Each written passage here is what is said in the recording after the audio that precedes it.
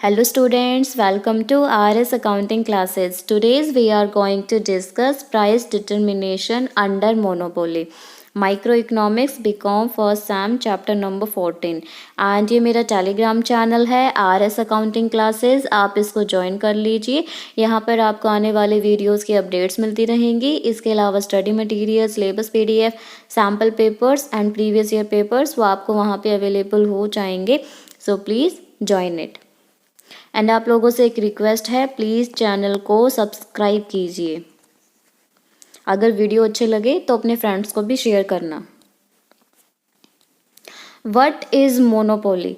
जो monopoly word है वो ग्रीक वर्ड मोनोपोलिन से निकला है. और मोनोपोलिन का मतलब क्या होता है? Exclusive sale. और एक्सक्लूसिव सेल का मतलब क्या होता है कि वहाँ पे क्या होगा, एक सिंगल सेलर होगा, वही गुड्स को सेल करेगा, उसका कोई भी कंपटीटर नहीं है. तो हम कह सकते हैं कि प्योर मोनोपोली एक ऐसा मार्केट स्ट्रक्चर होता है जहाँ पे जो सिंगल फर्म होगी वही प्रोडक्ट को प्रोड्यूस करेगी एंड उसको सेल करेगी. इसके अलावा उसका कोई भी जो क्लोथ सब्स्टिट्यूट है वो भी वहाँ पे अवेलेबल नहीं होगा. मोनोपोली को हिंदी में कहते हैं एकाधिकार, कि एक ही पर्सन का राइट है मार्केट में. तो जो मोनोपोलिस्ट में क्या होता है, एक ही सेलर होगा मार्केट के अंदर, उसका कोई भी राइवल नहीं है, कोई भी डायरेक्ट कॉम्पिटिटर्स नहीं है. और जो यहाँ पे जो कमोडिटी का सेलर है, जो बेचने वाला है, उसका उस कमोडिटी के जो प्राइस पर क्या बना रहता है, कंट्रोल बना रहता है कि वो अपने हिसाब से प्राइसेस को इंक्रीज एंड डिक्रीज कर सकता है. तो इस वे में हम ये भी कह सकते हैं कि यहाँ पे जो इंडस्ट्री एंड फर्म दो टर्म है, और इंडस्ट्री और फर्म में कोई डिफरेंस ही नहीं है. फर्म क्या होता है, सिंगल, और इंडस्ट्री क्या होता है, ग्रुप ऑफ फर्म्स. बट यहाँ पे तो सेलर ही सिंगल है, इसलिए जो फर्म भी वही होगी और इंडस्ट्री भी वही हो जाएगी. एग्जाम्पल हम ले सकते हैं जैसे कि इलेक्ट्रिसिटी सप्लाई, वो हमें एक ही एजेंसी से मिलती है जिसका नेम क्या है, स्टेट इलेक्ट्रिसिटी बोर्ड. और ऐसे बहुत सारे एग्जाम्पल हम ले सकते हैं, जैसे कि अगर एक ही गली में या मार्केट के अंदर अगर सिंगल शॉप है, उसके अलावा और कोई मतलब शॉप है ही नहीं उस प्रोडक्ट की, तो हम कह सकते हैं कि उस शॉप की क्या हो जाएगी, वहाँ पे मोनोपोली हो जाएगी उस मार्केट में. और चांसेस भी बहुत कम होते हैं, रेयर होते हैं कि उस मार्केट में कोई दूसरा सेलर है वो एंटर कर सके, क्योंकि यहाँ पे एंट्री पे क्या लगाई जाती हैं, रेस्ट्रिक्शंस लगाई जाती हैं. तो ओवरऑल कंक्लूजन यही है कि जो मोनोपोली क्या होता है, वहाँ पे सिंगल सेलर होगा, यहाँ पे इंडस्ट्री और फर्म में कोई भी डिफरेंस नहीं होगा. तो हम कह सकते हैं कि जो मोनोपोलिस्ट है वो क्या है, प्राइस मेकर है. परफेक्ट कंपटीशन में तो क्या होता है कि जो फर्म है वो प्राइस टेकर होती है, जो इंडस्ट्री है वो प्राइस मेकर. लेकिन मोनोपोली में तो इंडस्ट्री एंड फर्म में कोई डिफरेंस ही नहीं है, इसलिए जो मोनोपोलिस्ट है वो क्या हो जाएगा, प्राइस मेकर. अब यहाँ पे जो एक मोनोपोलिस्ट है उसी को ही डिसाइड करना है कि उसको प्राइसेस किस प्रोडक्ट के, कितनी क्वांटिटी के क्या प्राइसेस चार्ज करने हैं. और यहाँ पे जो डिमांड कर्व होगा उसका स्लोप कैसा हो जाएगा, डाउनवर्ड. अगर जो मोनोपोलिस्ट है अगर ज़्यादा प्राइसेस चार्ज करेगा तो जो डिमांड है वो कम होगी, और कम प्राइसेस चार्ज करेगा तो जो डिमांड है वो ज़्यादा हो जाएगी. फीचर्स और अजम्पशंस ऑफ मोनोपोली, या फिर जो करेक्टरिस्टिक्स या विशेषताएं क्या क्या है मोनोपोली की. तो फर्स्ट फीचर क्या है, one seller and large number of buyers. Monopoly के अंडर क्या होगा कि एक सिंगल प्रोड्यूसर होगा कमोडिटी का, वो एक सोल प्रोप्राइटर भी हो सकता है या ग्रुप ऑफ पार्टनर्स भी हो सकते हैं, जो कोई जॉइंट स्टॉक कंपनी है, स्टेट है, वो हो सकती है. मतलब कहने को तो वो वन है, सिंगल है, बट सिंगल का मतलब ये नहीं कि सिर्फ एक ही हो, मे बी ग्रुप भी हो सकता है, लेकिन वो ग्रुप है वो एक होगा. ठीक है. तो यहाँ पे जो एक ही फर्म है जिसकी मार्केट के अंदर मोनोपोली होगी, और फर्म और इंडस्ट्री में कोई भी डिफरेंस नहीं है. जो भी प्रोडक्ट के बायर्स होंगे वो नंबर में लार्ज होंगे. तो यहाँ पे बेचने वाला एक ही है, तो जो बायर है वो तो प्राइसेस को इन्फ्लुएंस नहीं कर सकते, लेकिन जो सेलर है वो प्राइस को इन्फ्लुएंस कर सकता है. मतलब वो प्राइसेस को कंट्रोल करेगा, अपने अकॉर्डिंग प्राइसेस को इंक्रीज भी कर सकता है एंड डिक्रीज भी. सेकेंड फीचर क्या है, monopoly is also an industry. Monopoly situation में क्या होता है, एक ही फर्म है, यहाँ पे फर्म और इंडस्ट्री में कोई भी डिफरेंस है वो होता ही नहीं. तो अगर हम फर्म की स्टडी करें या इंडस्ट्री की स्टडी करें मोनोपोली मार्केट सिचुएशन में, तो वो एक ही बात है। थर्ड फीचर है restriction on the entry of the new firms. Monopoly के अंडर क्या होता है, कुछ बैरियर्स लगाए जाते हैं, कुछ रेस्ट्रिक्शंस लगाई जाती हैं कि कोई भी नई फर्म है वो मोनोपोली इंडस्ट्री में एंटर नहीं कर सकती।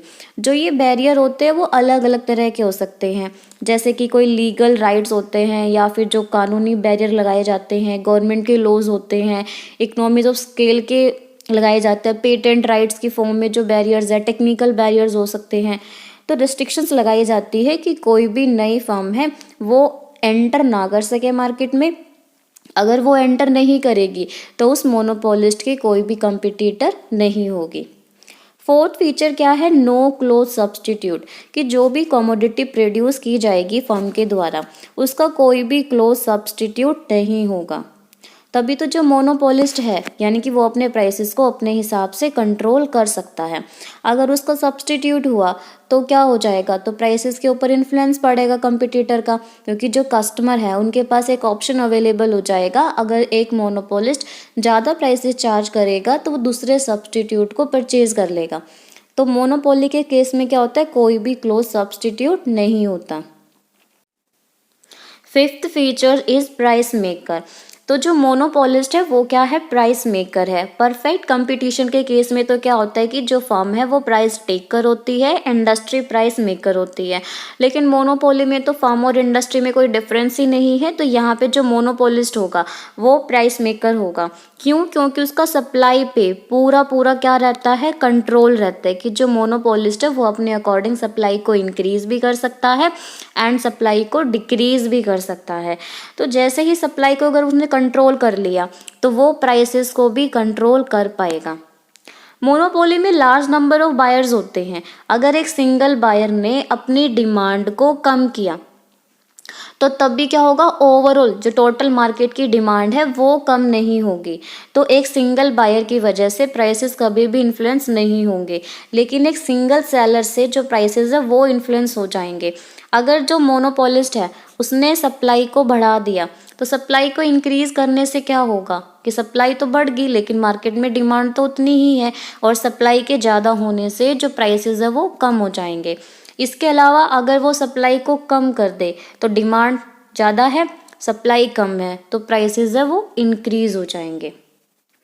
तो जो बायर होगा उसको उसी प्राइस पे प्रोडक्ट परचेज करना पड़ेगा जिस प्राइस को मोनोपोलिस्ट ने फिक्स किया है। सिक्स्थ फीचर है प्राइस डिस्क्रिमिनेशन। जो मोनोपोलिस्ट होता है उसके पास पूरी अपॉर्चुनिटी है कि वो सेम प्रोडक्ट के अलग अलग कस्टमर से अलग अलग प्राइसेस है वो चार्ज कर सकता है। तो जैसे कि हम एग्जांपल ले सकते हैं इलेक्ट्रिसिटी बोर्ड का। जो इलेक्ट्रिसिटी है अगर वो दो कस्टमर को सप्लाई की, एक जैसे डोमेस्टिक यूज़ के लिए सप्लाई किया गया एंड सेकंड इंडस्ट्री यूज़ के लिए इलेक्ट्रिसिटी को सप्लाई किया। जो डोमेस्टिक यूज़ के लिए इलेक्ट्रिसिटी की सप्लाई हुई है उससे तो क्या करा, प्राइसेस ज़्यादा चार्ज किए, और जो इंडस्ट्री यूज़ के लिए सप्लाई हुई उनसे प्राइसेस कम चार्ज किए। प्रोडक्ट सेम लेकिन प्राइसेस अलग अलग। तो डोमेस्टिक यूथ से जो सप्लाई की जाती है इलेक्ट्रिसिटी की उनसे ज़्यादा प्राइसेस क्यों चार्ज किए, क्योंकि डोमेस्टिक वालों के पास क्या है, ऑप्शन नहीं है, कोई सब्स्टिट्यूट अवेलेबल नहीं है, उनको इलेक्ट्रिसिटी को ही परचेज करना पड़ेगा। लेकिन जो इंडस्ट्रियलिस्ट होते हैं उनके पास ऑप्शन है कि अगर इलेक्ट्रिसिटी के प्राइसेस ज़्यादा हो गए तो इसकी जगह पे वो कोल, पेट्रोल या फिर जनरेटर वगैरह का यूज़ कर सकते हैं। इसीलिए जो इलेक्ट्रिसिटी बोर्ड है वो अलग अलग कस्टमर से जो अलग अलग प्राइसेस है वो चार्ज करता है। 7 फीचर है एब्सेंस ऑफ सप्लाई कर्व। तो मोनोपोलिस्ट के पास क्या होता है कि वो डिमांड के इंडिपेंडेंट होती है सप्लाई, तो इसीलिए यहाँ पे सप्लाई कर्व होता ही नहीं, मतलब उसकी एब्सेंस होगी यहाँ पे, क्योंकि जो मोनोपोलिस्ट होता है उसको जो मार्जिनल रिवेन्यू यानी कि जो डिमांड है और जो मार्जिनल कॉस्ट है उनको मतलब कि चेक करना पड़ता है, एग्जामिन करना पड़ता है ये डिसाइड करने के लिए कि उसको कितना प्रोड्यूस करना चाहिए और उसको किस प्राइस पे वो प्रोडक्ट है उसको सेल करना चाहिए। तो शॉर्ट में अगर हम कहें तो मोनोपोली में क्या होता है कि जो मोनोपोलिस्ट होगा वो प्राइस मेकर होगा, उसका प्राइसेस पे पूरा कंट्रोल है, क्योंकि यहाँ पे वो सिंगल सेलर है और ख़रीदने वाले बहुत सारे हैं। कोई भी क्लोज सब्स्टिट्यूट अवेलेबल नहीं है मार्केट में, और यहाँ पे रिस्ट्रिक्शन लगाई जाती है नई फर्म की, नए कॉम्पिटिटर की एंट्री पे।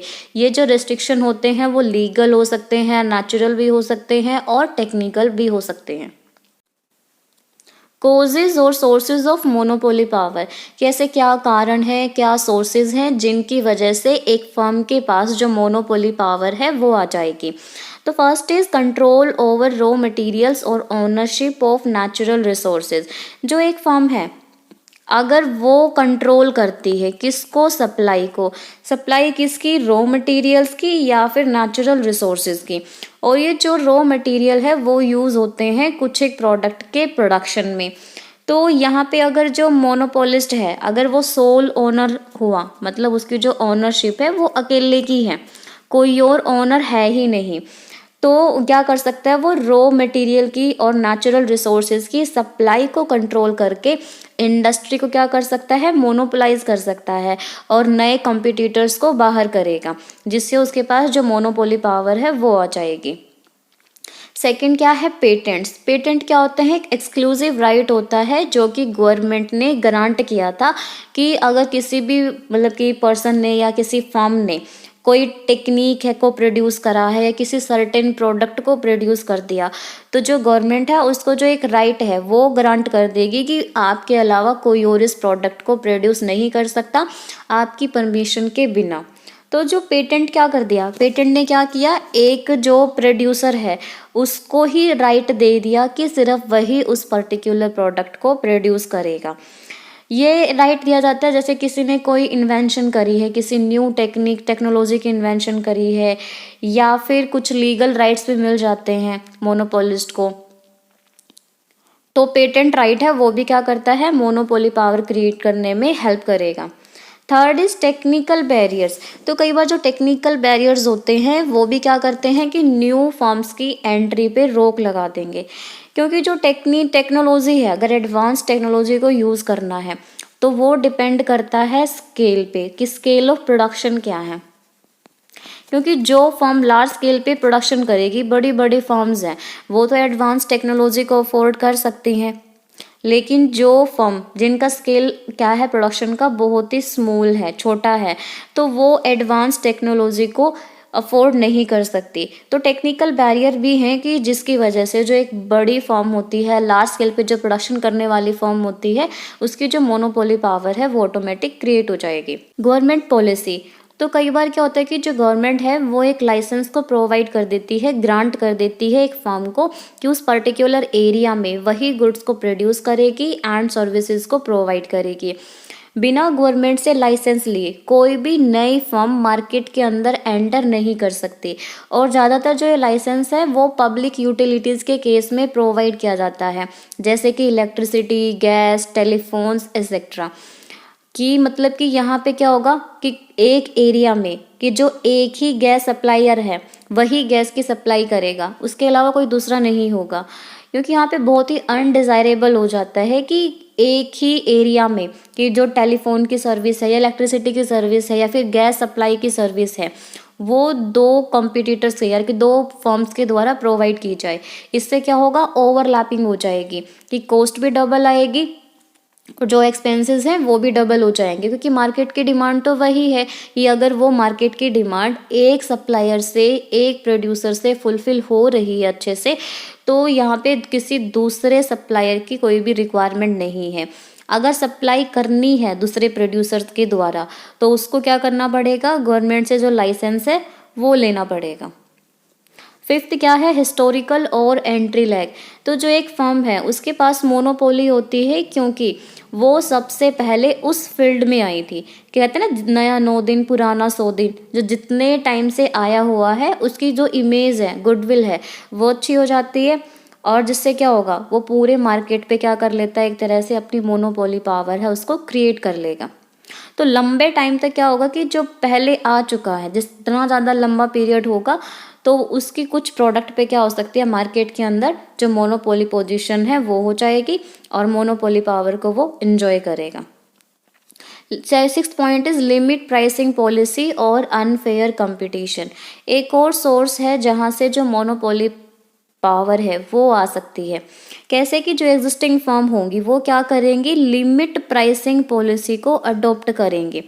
लिमिट प्राइसिंग पॉलिसी में क्या होता है कि वो डिसाइड कर लेती हैं कि हम अपना जो प्राइस है वो इतना सेट कर लेंगे कि जिससे अगर नई फर्म अगर मार्केट के अंदर एंटर करना भी चाहे तो उसको ये लगे कि अगर मैंने इस गुड्स को प्रोड्यूस भी किया तो ये मेरी प्रोडक्शन की कॉस्ट आएगी, और जो दूसरी फर्म पहले से जो प्रोडक्ट को सेल कर रही है वो उसको उस प्राइस पे सेल कर रही है, तो उसकी तो प्रोडक्शन की कॉस्ट भी रिकवर नहीं हो रही अच्छे से, तो प्रॉफिट कहाँ से अर्न होगा।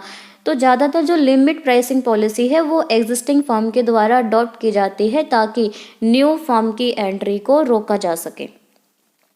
और इसको कैसे अचीव कर सकते हैं कि जो एक प्राइस है वो सेट किया जाएगा जो कि minimum long run average cost है उससे थोड़ा सा नीचे होगा।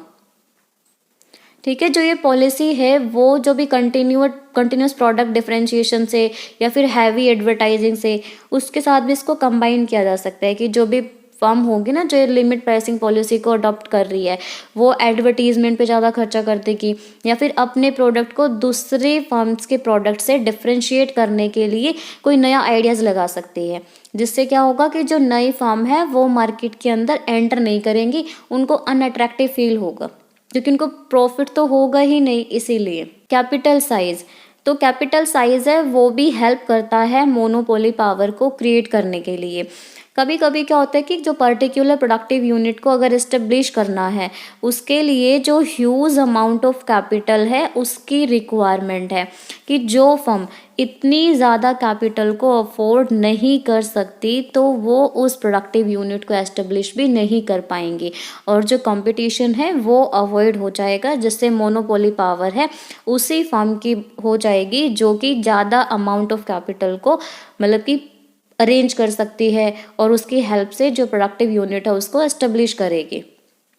तो कैपिटल साइज है वो भी एक ह्यूज रोल प्ले करता है मोनोपोली पावर को एस्टेब्लिश करने में। 8 पॉइंट इज बिजनेस मर्जर।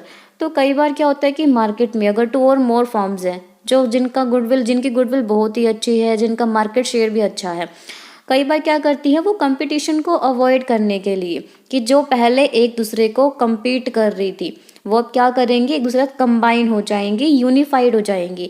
जैसे ही यूनिफाइड हुई अब उनका मार्केट के अंदर कोई भी कंपटीटर है वो नहीं रहेगा और उनका जो मार्केट शेयर होगा, जो नई फर्म बनी जैसे कि फर्म ए है और फर्म बी है, इन दोनों ने मिलके क्या करा, एक जो नई फर्म है सी उसको एस्टेब्लिश कर लिया। तो अब क्या हुआ कि आपस में मर्ज होगी और मर्ज होने के बाद क्या होगा, इनका जो मार्केट शेयर है वो इंक्रीज हो जाएगा और ये मोनोपोली पावर को एंजॉय कर सकती हैं। Demand and revenue under monopoly.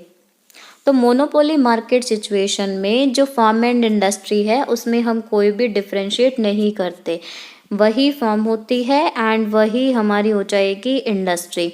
तो जो फर्म का डिमांड कर्व होगा वही इंडस्ट्री का भी डिमांड कर्व हो जाएगा। और जो फर्म का डिमांड कर्व होता है उसको हम क्या कहते हैं, average revenue curve. X axis पे हमने आउटपुट को लिया है, वाई एक्सिस पे रिवेन्यू को। मोनोपोली मार्केट सिचुएशन में जो फर्म का AR कर्व है यही डिमांड कर्व है और एवरेज रिवेन्यू कर्व है। इसका स्लोप कैसा रहेगा, डाउनवर्ड स्लोपिंग, नेगेटिव स्लोप। और जो मार्जिनल रिवेन्यू कर्व है वो AR कर्व के नीचे बनेगा। ठीक है, और AR के नेगेटिव होने का क्या मतलब हुआ, अगर मोनोपोलिस्ट ज़्यादा प्राइसेस को चार्ज करता है, फिक्स करता है, तो उसकी डिमांड कम होगी। अगर वो कम प्राइसेस कर देगा, प्राइसेस को थोड़ा सा कम फिक्स करेगा, तो उसकी डिमांड है वो ज़्यादा हो जाएगी।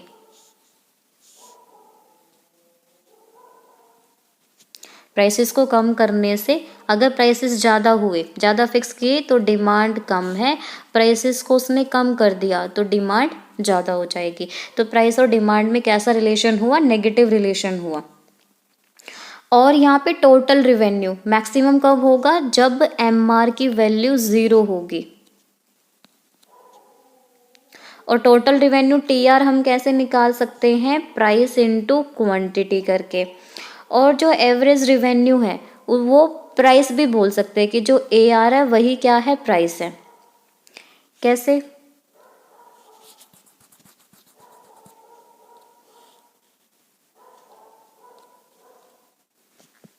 देखो टीआर का फॉर्मूला क्या होगा, price into quantity.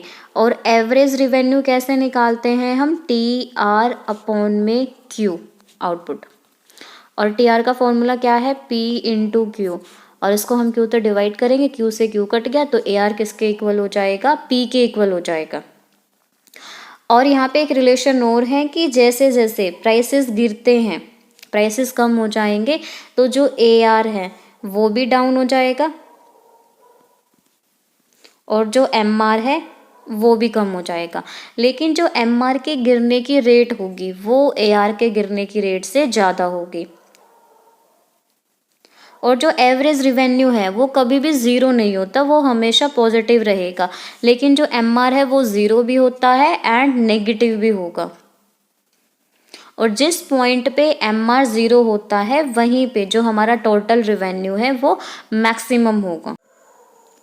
Coast under monopoly, तो मोनोपोली मार्केट सिचुएशन में जो कोस्ट कर्व्स हैं उनकी शेप क्या होगी, कौन कौन से कोस्ट कर्व, जैसे कि TFC total fixed cost, AFC average fixed cost, AVC average variable cost, AC average cost, MC marginal cost.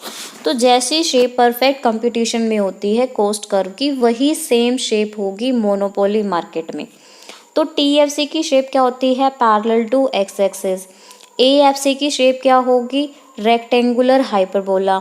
AVC की शेप क्या होगी, एसी की, एमसी की, जो ये तीन है इन तीनों की शेप सेम होगी, दैट इज यू शेप।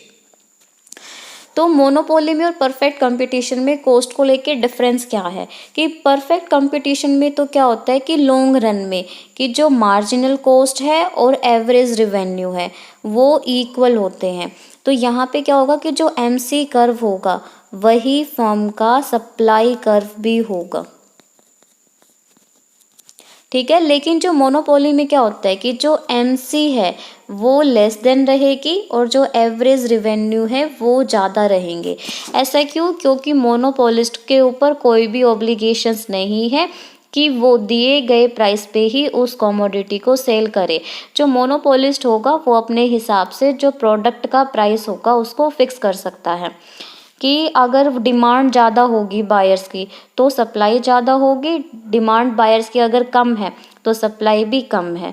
तो मोनोपोलिस्ट के मतलब कि हाथ में पूरा पूरा कंट्रोल है सप्लाई को लेकर के। तो यहाँ पे जो सप्लाई कर्व की कॉन्सेप्ट है वो यहाँ पे मीनिंगलेस हो जाएगी, ठीक है। तो परफेक्ट कंपटीशन में जो एमसी कर्व होता है वही सप्लाई कर्व होगा, लेकिन मोनोपोली के केस में सप्लाई कर्व की कोई इम्पोर्टेंस ही नहीं है, वो मीनिंगलेस। मोनोपोली इक्विलिब्रियम और determination of price and equilibrium under the monopoly. Equilibrium का मतलब क्या होता है, एक ऐसी सिचुएशन जहाँ पे जो मोनोपोलिस्ट है उसको मैक्सिमम प्रॉफिट होंगे, या फिर हम ये कह सकते हैं कि जो मोनोपोलिस्ट है वो कितनी अमाउंट आउटपुट की प्रोड्यूस करे, कितनी क्वांटिटी में प्रोडक्शन करे जिससे उसको जो मैक्सिमम प्रॉफिट है वो हो जाए। तो जो शॉर्ट पीरियड के अंदर जैसे परफेक्ट कंपटीशन में होता है कि जो फर्म है वो सुपर नॉर्मल प्रॉफिट को अर्न करती है, नॉर्मल प्रॉफिट को एंड मिनिमम लॉस को इनकर्ड करती है। सेम ऐसे ही मोनोपोली में भी क्या होगा कि शॉर्ट पीरियड में जो फर्म है उसको सुपर नॉर्मल प्रॉफिट्स भी होंगे, नॉर्मल प्रॉफिट्स भी होंगे एंड वो मिनिमम लॉसेस को इनकर्ड भी करेगी। जो इक्विलिब्रियम है उसको निकालने के लिए हमारे पास दो अप्रोचेज हैं। पहली तो क्या है, total revenue and total cost approach, और दूसरी क्या है, marginal revenue and marginal cost approach. तो हम फर्स्ट अप्रोच करते हैं total revenue and total cost approach. तो जो मोनोपोलिस्ट है हमें यहाँ पे चेक करना है कि वो मैक्सिमम प्रॉफिट कैसे अर्न कर सकता है, कि कितना अमाउंट है आउटपुट का उसको वो सेल करे, जिससे जो टोटल रिवेन्यू और जो टोटल कॉस्ट का डिफरेंस है वो क्या हो जाए, मैक्सिमम। क्योंकि जब इन दोनों का डिफरेंस मैक्सिमम होगा तो जो मोनोपोलिस्ट को प्रॉफिट है वो भी क्या होंगे, मैक्सिमम होंगे।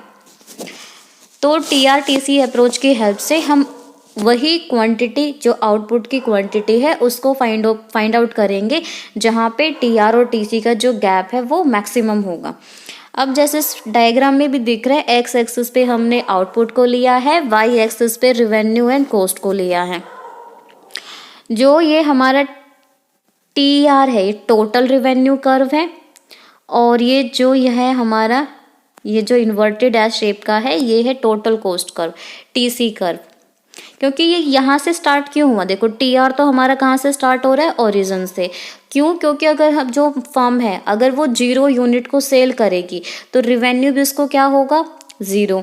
लेकिन टोटल कॉस्ट, क्योंकि शॉर्ट रन में क्या होता है कि जो एक फर्म है चाहे वो प्रोडक्शन करे या फिर ना करे, उसको फिक्स्ड कॉस्ट को तो इनकर्ड करना ही पड़ेगा, इसलिए जो टोटल कॉस्ट है वो वाई एक्सिस से स्टार्ट हुई, ठीक है। और जो ये टीपी कर्व है ये क्या है, टोटल प्रॉफिट कर्व।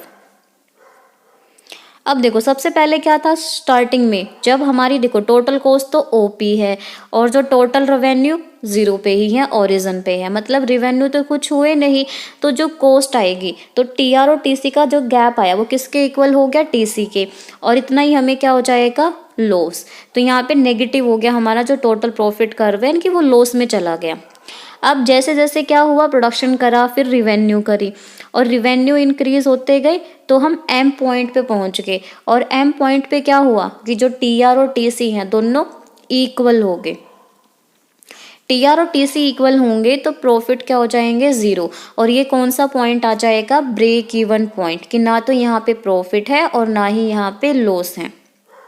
अब देखो इसके बाद क्या हो रहा है कि जो टी आर कर्व है वो ऊपर की तरफ आ गया और जो टी सी कर्व है वो नीचे की तरफ। इट मीन्स कि जो टी आर है वो ज़्यादा हो गया और टी सी कम हुआ, तो इसका गैप क्या आएगा, प्रॉफिट, कि अब हमें प्रॉफिट होने स्टार्ट हो गए। और यहाँ पे जो ये ए बी की लाइन है यहाँ पे क्या है, टी आर अपने मैक्सिमम पॉइंट पे है और जो बी पॉइंट है यानी कि टी सी है वो अपने मिनिमम पॉइंट पे है। तो जहाँ पे टी आर मैक्सिमम होगा टी सी मिनिमम होगा, वहीं पे प्रॉफिट क्या हो जाएगा, मैक्सिमम। तो इसी पॉइंट पे देखो प्रॉफिट कर्व का सबसे मैक्सिमम पॉइंट है ई, कि जितना ज़्यादा इन दोनों के बीच का गैप होगा फर्म को जो प्रॉफिट है वो भी ज़्यादा होंगे। और ये ई क्या डिनोट कर रहा है, इक्विलिब्रियम पॉइंट को, यानी कि फर्म को OQ आउटपुट का प्रोडक्शन करना चाहिए। अगर वो उस प्रोडक्शन को प्राइसेस पे सेल करेगी तो उसको प्रॉफिट कैसे होंगे, मैक्सिमम प्रॉफिट होंगे। ये इक्विलिब्रियम आउटपुट हो गया। और उसके बाद देखो क्या हो रहा है कि जो TC कर्व है उसने इंक्रीज होना स्टार्ट कर दिया और वो उसको एन पॉइंट पे फिर कट कर रहा है। तो एन पॉइंट पे भी क्या होगा कि जो ये कौन सा पॉइंट हो जाएगा, break even point, no profit no loss point. और इसके बाद जो टीसी है वो ऊपर की तरफ चला गया और टीआर है वो नीचे रह गया, फिर से फर्म को क्या हो जाएंगे, लॉस होने स्टार्ट हो जाएंगे। तो टीआर टीसी अप्रोच से हमें क्या कंक्लूजन मिलता है कि जितना ज़्यादा गैप होगा टीआर और टीसी के बीच में उतना ही प्रॉफिट मैक्सिमम होगा। जब टीआर कम होता है और टीसी ज़्यादा होती है तो फर्म को लॉस होंगे, और जब टीआर ज़्यादा होगा और जो टीसी है वो कम होगा तो फर्म को प्रॉफिट्स होंगे। और जहाँ पे टीआर और टीसी दोनों बराबर होंगे वो कौन सी सिचुएशन होगी, break even point situation, no profit no loss situation. Second approach है marginal revenue and marginal cost approach. इस अप्रोच के अकॉर्डिंग जो इक्विलिब्रियम पॉइंट है वो हम कैसे निकाल सकते हैं, तो यहाँ पे जो 2 कंडीशन है वो फुलफिल होनी चाहिए। तो फर्स्ट कंडीशन क्या है कि जो MC एंड MR दोनों इक्वल होने चाहिए, और सेकंड कंडीशन क्या है कि जो MC कर्व है वो कट करेगा MR कर्व को फ्रॉम बिलो, नीचे से कट करके जाएगा। अगर ये दोनों कंडीशन सेटिस्फाई होंगी तब हम कहेंगे कि जो फर्म है वो इक्विलिब्रियम की कंडीशन में है। तो जैसे कि डायग्राम में देख सकते हैं, एक्स एक्सिस पे आउटपुट है, वाई एक्सिस पे रिवेन्यू एंड कॉस्ट है। जो AR कर्व की शेप होती है मोनोपोली मार्केट में वो कैसी होगी, डाउनवर्ड स्लोपिंग होगी। जो MR कर्व है उसका स्लोप भी कैसा होगा, नेगेटिव स्लोप होगा, और वो AR के नीचे बनेगा। सबसे पहले हमने ये बनाने हैं, और फिर अभी हमने किया था कि जो कॉस्ट कर्व की शेप होती है कौन कौन से, AC, AVC एंड MC, उनकी U शेप होगी। तो हमने क्या करना है, MC कर्व को बना दिया और ये U शेप का है। तो फर्स्ट कंडीशन के अकॉर्डिंग MC एंड MR बराबर होने चाहिए। तो देखो यहाँ पे क्या हो रहा है, MC एंड MR दोनों इक्वल हैं, और यहाँ पे देखो MC कर्व नीचे से आके फिर उसको कट करके ऊपर गया, तो दोनों कंडीशन सेटिस्फाई हुई तो ई पॉइंट क्या हो जाएगा, इक्विलिब्रियम पॉइंट हो जाएगा। ओ क्यू क्या हो जाएगा, इक्विलिब्रियम आउटपुट। और प्राइस हम क्या सेट करेंगे, जब ई पॉइंट से हमने ए आर कर्व को मिलाया तो ये जो प्राइस होंगे ये इक्विलिब्रियम प्राइस हो जाएंगे। ठीक है, हमने दो अप्रोच करी, T R and T C approach, M R and M C approach. T R and T C approach के अकॉर्डिंग तो क्या है कि जहाँ पे टी आर और टी सी का जो गैप है मैक्सिमम होगा वही हमारा इक्विलिब्रियम पॉइंट हो जाएगा, क्योंकि उस पॉइंट पे फर्म को मैक्सिमम प्रॉफिट्स होंगे। M R M C cost के अकॉर्डिंग क्या है, दो कंडीशन का सेटिस्फाई होना चाहिए। फर्स्ट तो क्या है, एम आर और एम सी बराबर होने चाहिए, और जो एम सी कर्व है वो एम आर कर्व को नीचे से कट करेगा। आज के लेक्चर में बस इतना ही। आई होप कि आज का जो लेक्चर है वो आपको अच्छे से समझ आया होगा। Thanks for watching, like share and subscribe. Bye bye.